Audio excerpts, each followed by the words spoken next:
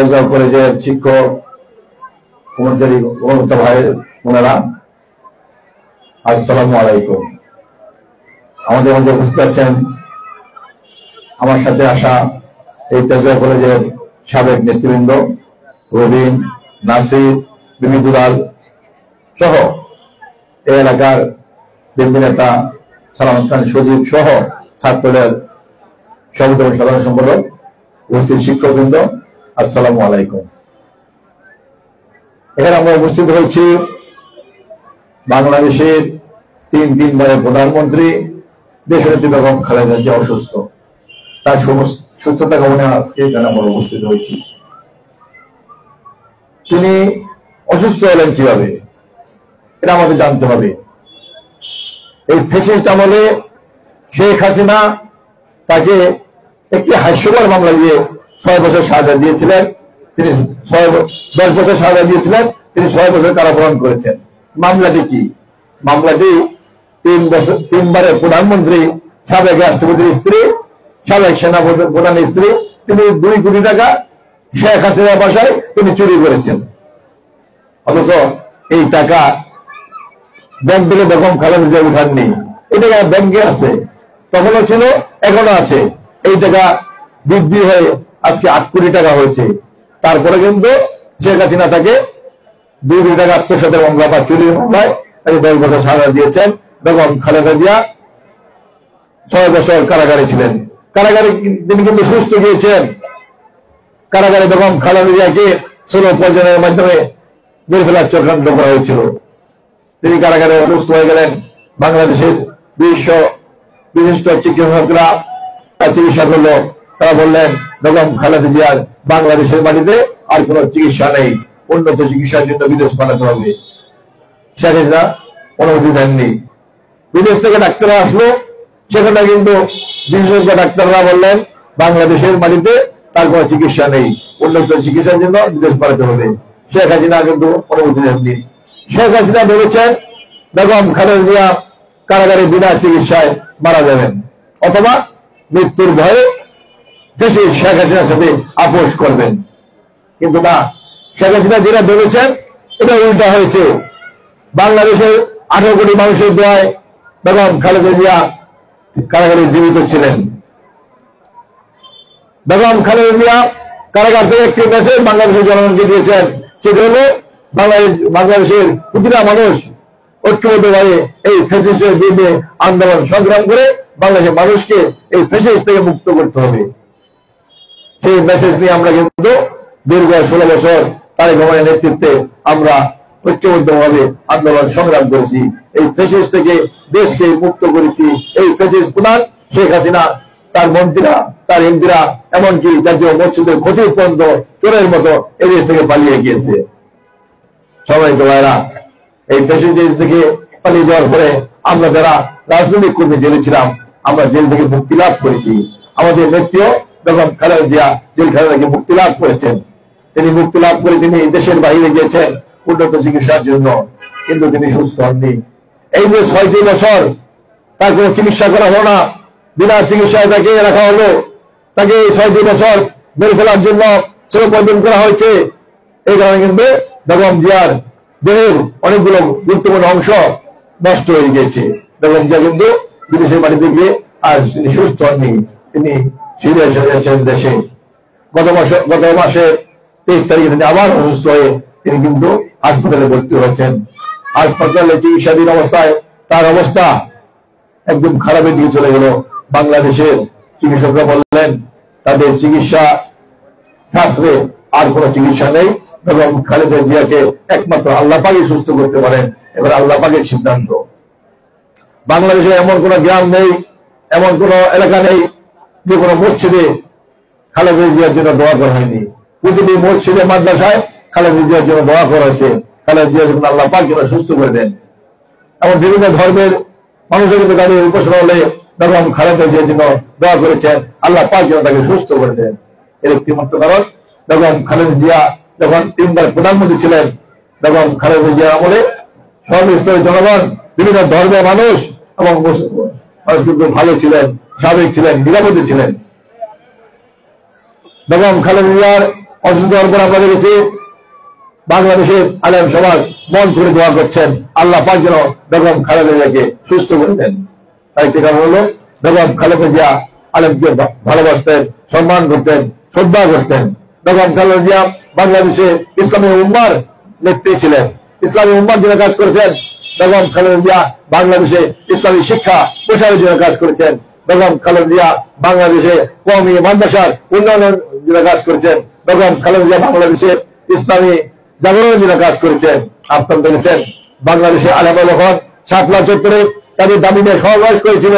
সেই সমাবেশে বেগম খালেদা জিয়া বাংলাদেশের প্রতিটি মানুষকে এই শাপলা চত্বরে গিয়ে আলেমদের পাশে দাঁড়ানোর জন্য আহ্বান করেছিলেন। আমাদের সেই নেত্রী আজকে অসুস্থ, হাসপাতালে চিকিৎসাধীন আছেন। আমরা তা মন খুলে দোয়া করি আল্লাহ পাক যেন তাকে সুস্থ করে আমাদের মাঝে আবার ফিরে দেন, উনি যে মানুষের সেবা করতে পারেন। সবাই ভাইরা, আমরা দীর্ঘ 16 বছর তারেক রহমানের নেতৃত্বে আমরা আন্দোলন সংগ্রাম করেছি এই ফ্যাসিস্ট থেকে দেশকে জাতীয় মুক্ত করার জন্য। আজকে দেশ এবং জাতি ফ্যাসিস্ট থেকে মুক্ত হয়েছে, একটি নতুন কেয়ারটেকার সরকার গঠিত হয়েছে। যে সরকার আগামী বছর ফেব্রুয়ারি মাসে একটি নির্বাচন দেওয়ার জন্য তারা ওয়াদা করেছেন। আমরা বিশ্বাস করি সেই নির্বাচন বাংলা মাটিতে হবে, বাংলাদেশের মানুষ সেই নির্বাচনে ভোট দিবে তাদের পছন্দের প্রার্থীকে। আমরা দেখতে পাচ্ছি একটি রাজনৈতিক দল সেই নির্বাচনকে বানচাল করার জন্য চেষ্টা করছে। কেন বানচাল করতে চায়? সেটি হলো তারা ভাবছে সেই নির্বাচন হলে তাদের কোনো লাভ হবে না। আজকে একটি অনির্বাচিত সরকার আছে, তারা এই অনির্বাচিত সরকারের জন্য তারা আমাদের যারা ভালো আছে, তারা মন চাচ্ছেন বাংলাদেশের 1 নম্বর ভূমিদস্যু বসুন্ধরার মালিকের বাসায় হেলিকপ্টারে যান, হেলিকপ্টারের জন্য ঘন্টার পর গোপন মিটিং করেন, হাজার হাজার কোটি টাকা নেন।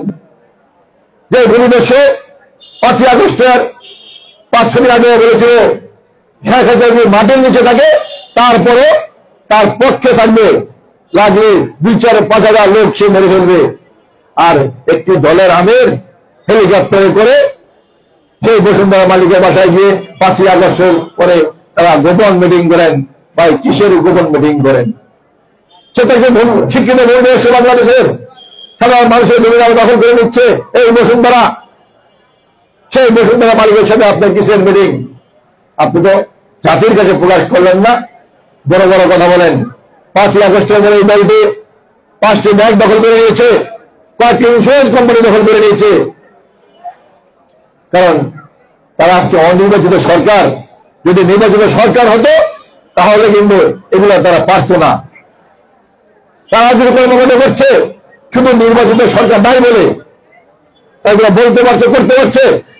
তারা মন্দিরে গিয়ে মাথা টুপি করে তারা আমাদের ইসলামের ধর্মের বিরুদ্ধে বক্তব্য রাখছেন। যদি নির্বাচিত সরকার থাকতেন তাহলে কিন্তু পারতেন না। তারপর যদি তাকে বিরুদ্ধে মামলা দিয়ে তাকে জেলখানায় ঢুকে দেওয়া হতো। আপনারা মন্দিরে যান, আমাদের কোনো আপত্তি নেই, কিন্তু মন্দিরে গিয়ে আপনারা রোজার পূজাকে এক করে দেবেন, বলবেন রোজার পূজা একই জিনিস, এটা বাংলাদেশের মানুষ, বাংলাদেশের মুসলমানরা কখনো মানতে পারে না। তারা এখন বলতে পারছেন দেশে এখন নির্বাচিত সরকার নেই, এই কারণে তারা বলতে পারছেন। তারা কোরআনের মধ্যে কথা বলেন, তারা বলেন কোরআনের 53 ভুল আছে। কেন? আজকে নির্বাচিত সরকার নেই, এই কারণে এইসব কথা বলতে পারছেন। এবারে তারা নির্বাচিত সরকার চাচ্ছেন না, তাদের যা খুশি তারা করতে পারছেন। আজকে তারা আমাদের প্রিয় নবী হযরত মুহাম্মদ সাল্লাল্লাহু আলাইহি ওয়াসাল্লামের প্রথম স্ত্রী বিবি খাদিজার মধ্যে কথা বলছেন। তারা পার্শ্ববর্তী একটি রাষ্ট্রকে খুশি করে ক্ষমা দিয়ে দিতে চায়। আমরা বলে আপনারা মন্দিরে যান, আমাদের কোনো আপত্তি নেই। আপনারা মন্দিরে গীতা পাঠ করছেন তুমি মাথায় দিয়ে, আমাদের কোনো আপত্তি নেই। কেন প্রিয় নবীর বিরুদ্ধে কথা বলেন? কেন পবিত্র রমজানের বিরুদ্ধে কথা বলেন? কেন আমাদের প্রিয় নবী হযরত মুহাম্মদ সাল্লাল্লাহু আলাইহি ওয়াসাল্লামের প্রথম স্ত্রী বিবি খাদিজার বিরুদ্ধে কথা বলেন? কেন আমাদের আজান সেই আজানের সাথে হিন্দু ভাইদের উলুদনের সাথে মিলিয়ে দিচ্ছেন? সেখানে আমাদের প্রশ্ন। তারা এগুলো বলার সাহস পাচ্ছেন এই কারণে এখন নির্বাচিত সরকার নেই। নির্বাচিত সরকার হলে যারা আমাদের এই ইসলামের বিরুদ্ধে কথা বলেছে, পবিত্র কোরআনের বিরুদ্ধে কথা বলেছে, নবীদের বিরুদ্ধে কথা বলেছে, রমজানের বিরুদ্ধে কথা বলেছে, তিনি খাদিজার বিরুদ্ধে কথা বলেছে, তাদের মধ্যে মামলা নিয়ে তাদেরকে জেলখানা করে রাখা উচিত ছিল।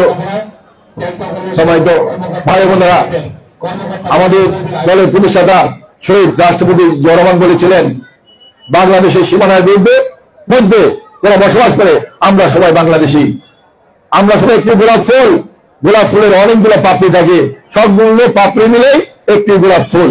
আর আমাদের দেশের সীমানার মধ্যে বিভিন্ন ধর্মের, বিভিন্ন বর্ণের, বিভিন্ন উপজাতির লোক আছে, আমরা সবাই মিলে বাংলাদেশে, আমরা সবাই মিলে একটি গোলাপ ফুল, আমরা সবাই মিলে এদেশকে এগিয়ে নিয়ে যাবো, এদেশকে আমরা অর্থনৈতিক উন্নয়ন করবো, দেশের উন্নয়ন করবো। আমাদের দেশের ভিতরে যারা বিভিন্ন ধর্মের বাইরে আছেন, ধর্ম যার যার নিরাপত্তা দিয়ে সরকার, এটা শহীদ রাষ্ট্রপতি জিয়াউর রহমান বলেছিলেন, আমরা কোন ধর্মের বিরুদ্ধে নই, কিন্তু আপনারা ধর্মের নামে একটি ধর্মের কোন অবশ্যই যে আপনারা আরেকটি ধর্মকে বিচ্ছিন্ন করবেন, আরেকটি ধর্মকে অপমান করবেন, এটা বাংলাদেশের মানুষ কখনো মানতে পারে না। প্রিয় সাথী বন্ধুরা, আজকে তারা এগুলো কেন করছে জানেন? তারা এগুলো করছে, তারা মুখে বলে ইসলাম, কর্মকাণ্ডে ইসলামকে ধ্বংস করে দিয়ে পার্শ্ববর্তী একটি রাষ্ট্রকে খুশি করে তারা ক্ষমতা দিতে চায়। তারা ক্ষমতা দিতে পারবে না, এই কারণে তারা মনে করছে আমরা এগুলো বলি, যদি একটা দাঙ্গা লেগে যায় তাহলে আর নির্বাচন হবে না। আমরা পরিষ্কার ভাষায় বলতে চাই, আমরা শহীদ জিয়া সৈনিক, আমরা ধৈর্য ধারণ করতে আমরা অভ্যস্ত, আমরা ধৈর্য ধারণ করছি। আমরা কিন্তু ধৈর্য ধারণ করে গত 16 বছর আমরা তারেক রহমানের নেতৃত্বে আমরা আন্দোলন সংগ্রাম করেছি, আমরা কিন্তু ঘর থেকে বেরিয়ে যাই নাই। আজকে যারা আপনারা বড় বড় কথা বলছেন, এইসব কথাগুলো বলছেন, আপনারা কিন্তু 5ই আগস্টের পূর্বে গড়তে ছিলেন, কথা বলেন নাই। আমাদের নেতা তারেক রহমান কিন্তু এই 5ই আগস্টের পূর্বেই রাষ্ট্র মেরামতের জন্য 31 দফা দিয়েছিলেন, আর আপনারা মুখে তাড়ানে আপনারা চুপচাপ ছিলেন। আজকে এই দলের বিভিন্ন নেতা যে বড় বড় কথা বলছেন, তারা কিন্তু 5ই আগস্ট এদেশের পতাকা চাইনি, এদেশের মানচিত্র চাইনি। বাংলাদেশের মানুষ, যুব সমাজ, ছাত্র সমাজ, বিশেষ করে তরুণ সমাজ সেই দলটিকে কখনো ভোট দিতে পারে না, ভোট দিতে পারে না। আজকে বাংলাদেশের মাটিতে যে দেশটিতে 94% মানুষ মুসলমান, সেই দেশটিতে বসে আমাদের প্রিয় নবীর বিরুদ্ধে কথা বলবেন, প্রিয় নবীর প্রথম স্ত্রীর বিরুদ্ধে কথা বলবেন, পবিত্র রমজানের বিরুদ্ধে কথা বলবেন, পবিত্র আমাদের দক্ষিণের আজান, আমাদের আজানের বিরুদ্ধে কথা বলবেন, কোরআনের বিরুদ্ধে কথা বলবেন, কোরআন নাকি 53 জায়গায় ভুল আছে। আর এক ব্যক্তি তো নেই আমাদের দেশে, উন্নত বিশ্বে, আমেরিকা এবং ইউরোপে যারা এই কোরআন নিয়ে চর্চা করছেন, যারা এই কোরআন নিয়ে গবেষণা করছেন, তারা কিন্তু মুসলমান হয়ে যাচ্ছেন, কারণ কোরআন ছাড়া পৃথিবীতে কিছুই নেই।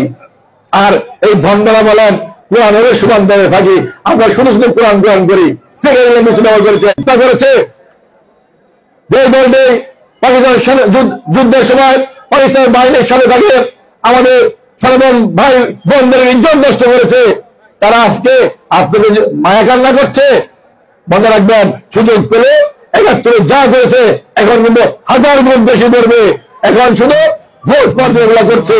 তাই সনাতন ভাইদের মধ্যে আমার আহ্বান থাকবে, এই স্বাধীনতার বিরুদ্ধে এবং স্বাধীনতা যুদ্ধের সময় আপনাদের বাড়িতে যারা দখল করেছে, আপনাদের ভাইদেরকে হত্যা করেছে, আপনাদের বোনদেরকে যারা ইজ্জত নষ্ট করেছে, সেই দলটি কখনো আপনাদের বন্ধু হতে পারে না, কখনো আপনাদের বন্ধু হতে পারে না, তাদেরকে ভোট দেওয়ার কোনো সুযোগ থাকতে পারে না। প্রিয় সাথী বন্ধুরা, বক্তব্য বিরোধী করবো না, আমি বলতে চাই আজকে আগামী ফেব্রুয়ারি মাসে একটি নির্বাচন হবে। সেই নির্বাচনে বিএনপির পক্ষ থেকে আমাকে ধানের শীষে নির্বাচন করার সুযোগ দিয়েছেন। আমি এই বৃহত্তর তেজগাঁর সন্তান, এই বৃহত্তর তেজগাঁ আমি বড় হয়েছে। আজকে এটা শ্রীবাংলাগড় থানা, কিন্তু এক সময় কিন্তু এটা তেজগাঁও থানা ছিল, একটি ওয়ার্ড ছিল। আমি সেই বৃহত্তর তেজগাঁ থানায় এক সময় ছাত্রদের সেক্রেটারি ছিলাম, প্রায় 9 বছর। আমি এরশাদ বিরোধী আন্দোলন করেছি এই এলাকায়। আমি যখন এলাকায় আন্দোলন সংগ্রাম করেছি, আজকে তো অনেক নেতা বুঝিয়েছেন, তারা কিন্তু তখন এই বিএনপি করেন নাই, হয়তো অন্য দল করেছেন। আমার সাথে বিএনপি দল করেছেন আমার পাশে বসা ফারুক খান সজীব, তার পিতা আহমদ খান এই ওয়ার্ড বিএনপি সভাপতি ছিলেন, আরেক সভাপতি সেক্রেটারি ছিলেন আমাদের ইন্দিরা রোডে আপনারা যারা পুরান দেখেছেন হক ফার্মেসি, হক ফার্মেসি মালিক হক ভাই ছিল এই ওয়ার্ড বিএনপির সাধারণ সম্পাদক। আমরা দেখে করেছেন তেজগাঁও বোর্ড স্কুলের সাবেক শিক্ষক যিনি ইন্তেকাল করেছেন, অজিত মাস্টার ছিলেন সভাপতি, আর ইন্ডা রোডের ওয়াই খান তিনি ইন্তেকাল করেছেন, তিনি ছিলেন সাধারণ সম্পাদক। আমি অনেক সাথে রাজনীতি করেছি, চেয়ারম্যান এখানে আছেন, চেয়ারম্যানের সাথে রাজনীতি করেছি। এর নিয়ে বলতে চাই, আমরা একসাথে বিরোধী আন্দোলন করেছিলাম। আর আজকে যারা অনেক নেতা হচ্ছেন, অনেকে কিন্তু কেউ বিভিন্ন নেতার নামে স্লোগান দিয়েছেন, আর আমরা স্লোগান দিয়েছি শহীদ রাষ্ট্রপতি জিয়া রহমানের নামে। আমরা স্লোগান দিয়েছেন বেগম খালেদা জিয়ার নামে, অন্য কারোর নামে আমাদের জীবনে কোনো মুখ দিয়ে কোনো স্লোগান আসেনি। আজকে যারা বিভিন্ন নামে মুখ দিয়ে বিভিন্ন নামে নেতার নামে স্লোগান দিয়েছেন, আজকে তারা খুব বড় বড় কথা বলেন। আজকে আমরা বলতে চাই, সম্মানিত এই এলাকার কেন্দ্রীয় কলেজের শিক্ষক কর্মচারী ভাই বোনেরা, আমরা এই দেশকে শহীদ রাষ্ট্রপতি জিয়া রহমানের আদর্শে, বেগম খালেদা জিয়ার আদর্শে, তারেক রহমানের আদর্শে আমরা এই দেশকে ঢাকা বড় এলাকায় আমরা করতে চাই। সেই লক্ষ্যে আমরা কাজ করার জন্য চেষ্টা করবো ইনশাল্লাহ। তাই আগামী নির্বাচনে আমি এই তেজদার সন্তান হিসাবে, আপনাদের ভাই হিসাবে, আপনাদের বন্ধু হিসাবে, আপনাদের ছোট ভাই হিসাবে আমি আগামী নির্বাচনে আমাকে ধারে শিখে ভোট দিয়ে আপনাদের পাশে থাকার, আপনাদের খেদমত করার সুযোগ করে দিবেন। আমাকে যেন আল্লাহ পাক কবুল করেন। সাধু বন্ধুরা, পরিষ্কার ভাষায় বলতে চাই, আল্লাহ পাক যেন আমাকে কবুল করেন। এই দীর্ঘ 16 বছর এই এলাকার যে মেন সমস্যাগুলো ছিল, মাদকের সমস্যা, আমরা কিন্তু এই এলাকায় মাদক বলতে কোনো অস্তিত্ব রাখবো না। কেউ কেউ মনে মনে অনেক আশা করতে পারেন, বিএনপি ক্ষমতা আসে, বিএনপির নাম বেঁচে বিভিন্ন ব্যবসা, বিভিন্ন উপকর্ম, বিভিন্ন চাঁদাবাজি করার হয়তো সুযোগ পেয়ে যাব। আমি পরিষ্কার ভাষায় সে সকল বন্ধুদের ভাইদের উদ্দেশ্যে বলে যাই, এইসব আশা বাদ দিয়ে সোজা ভাষায় চলুন। এসব কোনো অপকর্ম বিএনপির নামে কারো নামে করার কোনো সুযোগ ইনশাল্লাহ আগামীতে থাকবে না। বিএনপি যদি ক্ষমতায় আসে, আল্লাহ পাক যদি আমাকে কবুল করেন। সম্মানিত শিক্ষক, শিক্ষার্থী, কর্মচারী ভাই বোনেরা, আপনারা জানেন তেজগাঁও কলেজে একটি কিন্তু সন্ত্রাসের রাজত্ব কলেজে এবং হোস্টেলে ছিল। আমরা পরিষ্কার বলতে চাই, এটা একটি শিক্ষা প্রতিষ্ঠান। শিক্ষা প্রতিষ্ঠান সুন্দর মতো চলবে, ছাত্ররা হলে থাকবে, হল প্রবেশটা হলে থাকবে। এখানে কোনো সন্ত্রাস, কোনো জিওমেজিয়াম সহ কোনো কিছু চলবে না। এখানে শুধু শিক্ষার কার্যক্রম চলবে। সেই প্রত্যয় ব্যক্ত করে আগামীতে আবার আপনার সাথে দেখা হবে। সেই প্রত্যয় ব্যক্ত করে আমি আমার বক্তব্য শেষ করছি। খুদা হাফেজ। বাংলাদেশ জিন্দাবাদ, বাংলাদেশ জাতীয় দল জিন্দাবাদ, শহীদ বেগম খালেদা জিয়া জিন্দাবাদ। আমাদের